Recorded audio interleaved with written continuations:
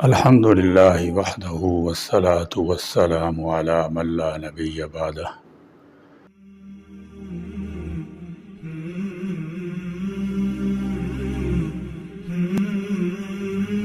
افغانستان میں پولیس کے نگران مولانا سعید اللہ سعید نے پولیس ہیڈ کوارٹر میں بیان کرتے وہ بیان دیا ہے جس پر ایک عرصے سے پاکستان کے علماء کرام بات کر رہے تھے۔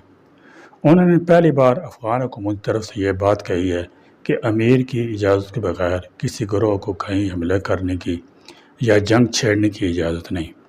انہوں نے بڑی خوبصورتی سے سمجھاتے ہوئے کہا کہ جس طرح نماز، روزہ، حج، زکوٰۃ ہم پر فرض ہوتا ہے تو ہم پہلے اس کے احکام سیکھتے ہیں، پھر ان فرائض کو سر انجام دیتے ہیں۔ بالکل اسی طرح جہاد بھی ہے۔ جہاد کے احکام کو سیکھے بغیر آپ جہاد نہیں کر سکتے۔ جہاد کی اہم شرط یہ ہے کہ امیر کی اجازت کے بغیر آپ کہیں حملہ نہیں کر سکتے۔ مختلف گروہوں میں شامل ہو کر بیرون ملک لڑنے والے حقیقی مجاہد نہیں ہیں۔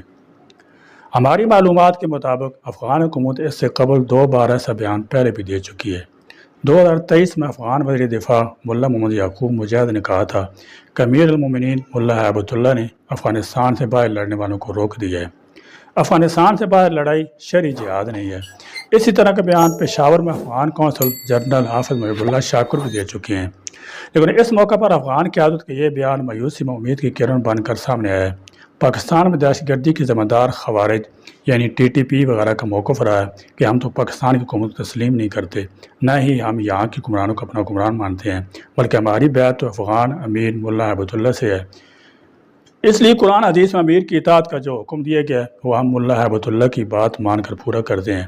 اب افغان حکومت کی طرف سے پہلی بار بہت واضح انداز میں منع کر دیا گیا ہے اور ان کا وہ آخری عذر بھی ختم کر دیا گیا جس کی بنیاد پر وہ کہتے تھے کہ ہم پاکستان میں کارروائیاں اپنے امیر کی اجازت سے کرتے ہیں۔ قرآن حدیث کے مطالعہ سے پتہ چلتا ہے کہ جہاد کے لیے امیر کا ہونا ناگزیر ہے۔ امام امیر کی سربراہی میں ہی جہاد کیا جائے گا۔ امیر ہی فیصلہ کرے گا کہ کب جنگ لڑنی ہے، کہاں حملہ کرنا ہے، کب رکنا ہے، کب آگے بڑھنا ہے۔ قرآن مجید میں اللہ تعالیٰ کا حکم ہے کہ اللہ، اس کے رسول اور اپنے امیر کی اطاعت کرو۔ اس سے واضح ہوتا ہے کہ ہر کام میں امیر کی اطاعت ضروری ہے۔ قال اللہ تعالی یا ایھا الذین آمنوا اطیعوا اللہ واطیعوا الرسول واولی الامر منکم۔ سورہ نور سے پتہ چلتا ہے کہ رسول اللہ صلی اللہ تعالی وسلم کے صحابہ کرام جب تک آپ سے اجازت نہ لے لیتے وہ جہاد اور جماعت جیسے کسی بھی اہم کام کو سر انجام نہ دیتے۔ قال اللہ تعالی انما المؤمنون الذین آمنوا باللہ ورسولہ واذا كانوا معه على امر جامع لم يذهبوا حتى يستأذنوا۔ امن اور خوف کی صورت میں امیر، امام یا خلیفہ کی اہمیت کئی گنا بڑھ جاتی ہے۔ یہ وہ مرحلہ ہوتا ہے جب ذرا سی غلطی پوری قوم یا ملک کو تباہی سے دوچار کر سکتی ہے۔ اس لیے اس موقع پر امیر کی بات ماننے کا خصوصی حکم دیا گیا ہے۔ اللہ کا فرمان ہے وَإِذَا جَاءَهُمْ أَمْرٌ مِّنَ الْأَمْنِ أَوِ الْخَوْفِ أَذَاعُوا بِهِ وَلَوْ رَدُّوهُ إِلَى الرَّسُولِ وَإِلَىٰ أُولِي الْأَمْرِ مِنْهُمْ لَعَلِمَهُ الَّذِينَ يَسْتَنبِطُونَهُ مِنْهُمْ۔ امیر جب جہاد کے لیے بلائے تو اس وقت حکم ماننا ضروری ہے۔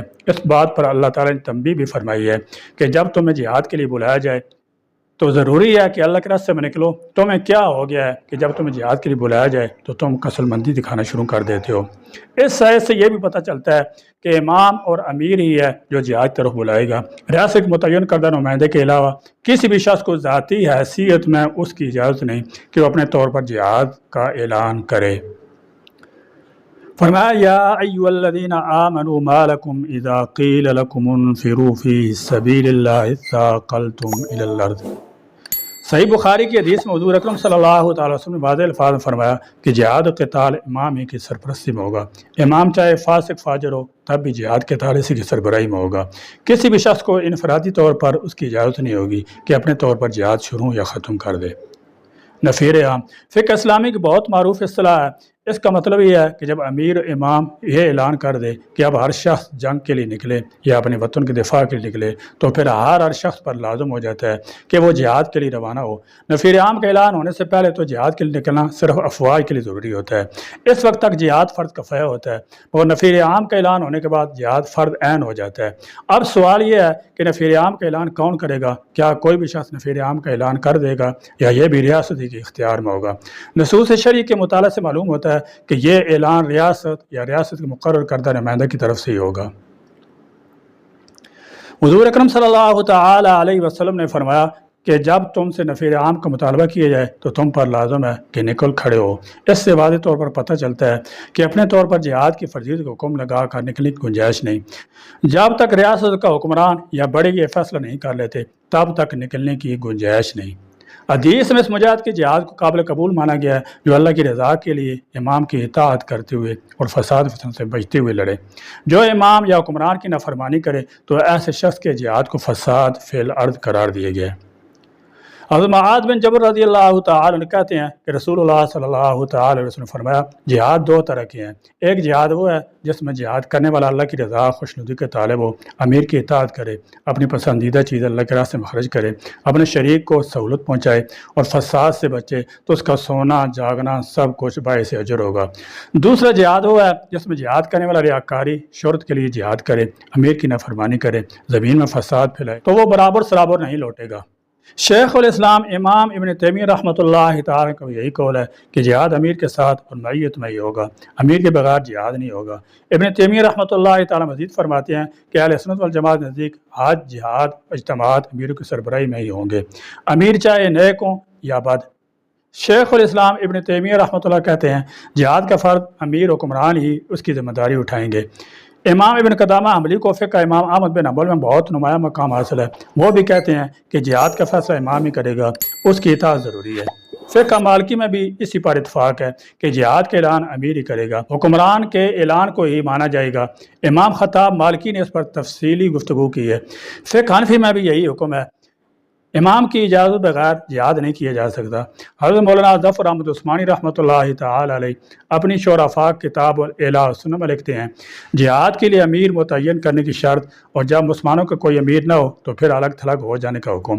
اس حدیث میں اشارہ کیا گیا ہے کہ جہاد کے لیے امیر متعین کرنا شرط ہے اور اس کے بغیر جہاد درست نہیں ہوگا، کیونکہ حضور اکرم صلی اللہ تعالی وسلم کا فرمان ہے کہ ہر امیر کے ساتھ مل کر جہاد کرنا تم پر لازم ہے۔ جب مسلمانوں کا کوئی امیر نہ ہو تو پھر جہاد بھی نہیں ہوگا۔ ہاں مسلمانوں پر لازم ہے کہ امیر تلاش کریں، جہاد کے امیر کے بغیر درست نہ ہونے کی دلیل بخاری شریف منقول ہے۔ حضرت حذیفہ رضی اللہ تعالیٰ عنہ طویل حدیث میں ہے جس میں مسلمانوں کے امیر کی بات ماننے اور ہر حال مسلمانوں کی جماعت سے جڑے رہنے کا حکم دیا گیا ہے۔ یہ ایک بہت واضح بات ہے کہ جہاد کا اعلان ریاست کی طرف سے مقرر کردہ امیر، سلطان، خلیفہ یا آرمی چیف ہی کرے گا، کیونکہ جہاد کے نتیجے میں پوری قوم کو اس کا حصہ بننا پڑے گا۔ کامیابی یا ناکامی کی صورت میں تمام قوم ہی کو اس کے فوائد یا نقصانات کا سامنا کرنا پڑے گا۔ کسی بھی شہری کو یہاں تک کہ کسی عام فوجی یا فوج کی نچلی سطح کے افسر کو بھی اس کی اجازت نہیں ہوگی کہ وہ اپنے طور پر جنگ چھیڑ دے، دشمن پر حملہ کر دے یا جنگ شروع یا ختم کرنے کا اعلان کر دے۔ کسی ریاست کا سربراہ ہی یہ سب فیصلے کرے گا۔ اللہ تعالیٰ مسلمانوں کو امیر کی اطاعت کرنے کی توفیق عطا فرمائے، آمین۔ وآخر دعوانا الحمدللہ رب العالمین۔